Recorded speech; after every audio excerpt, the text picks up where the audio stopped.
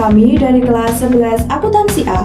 Di sini kami akan menjelaskan materi tentang PPh Badan Terutang. Sebelumnya, kami akan memperkenalkan diri terlebih dahulu. Saya Asif Agista absen 12. Saya Karisa Cahya Dewi dari absen 15. Saya Dewi Lestari dari absen 25.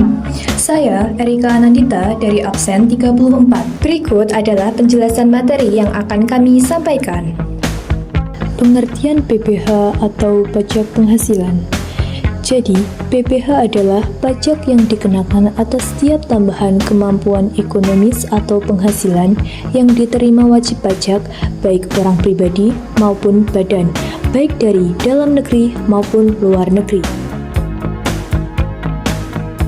Subjek pajak, yaitu orang pribadi, badan, warisan yang belum terbagi, dan bentuk usaha tetap atau BUT. Objek PPh, yaitu penghasilan, imbalan kerja atau jasa, hadiah, laba usaha, keuntungan pengalihan harta, dividen, bunga, royalti, dan sewa. Adapun jenis-jenis PPh di Indonesia.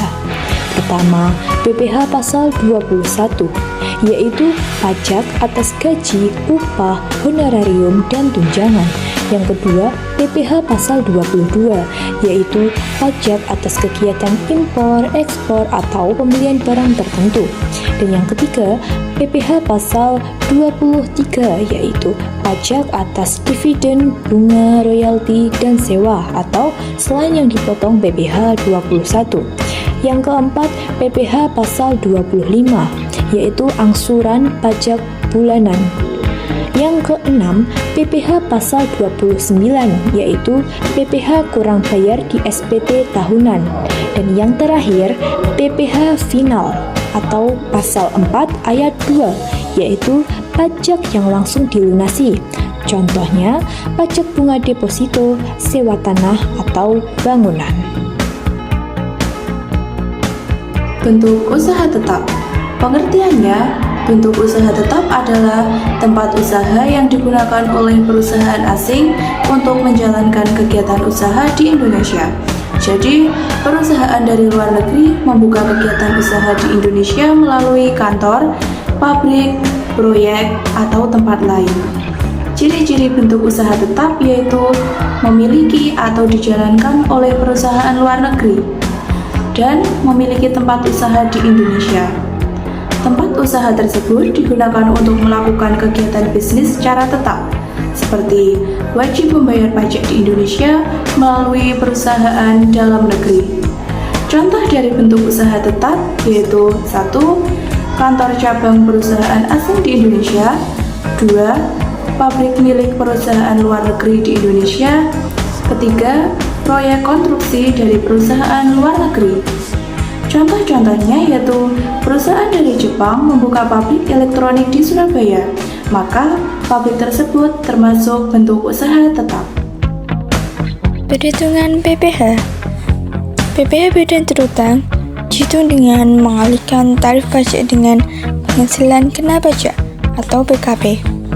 Saat ini, tarif umum PPh Badan di Indonesia adalah 22%. Mari kita lihat contoh perhitungannya.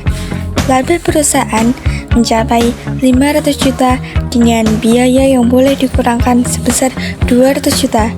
Dengan demikian, penghasilan kena pajak atau PKP adalah sebesar 300 juta.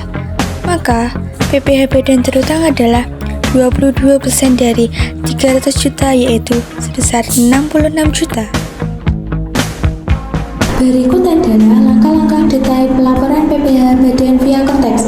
1. Persiapan dokumen. Siapkan dokumen pendukung sebelum login, meliputi laporan keuangan, neraca, dan laporan laba rugi, data penyesuaian fiskal, koreksi fiskal, bukti pemotongan atau pemungutan PPh jika ada. 2. Login dan akses sistem. Masuk ke portal Kortex DJP menggunakan link atau NPWP, pengurus dan kata sandi. Lakukan import ke profil wajib pajak badan perusahaan. Pilih menu surat pemberitahuan SPT, konsep SPT, buat konsep SPT.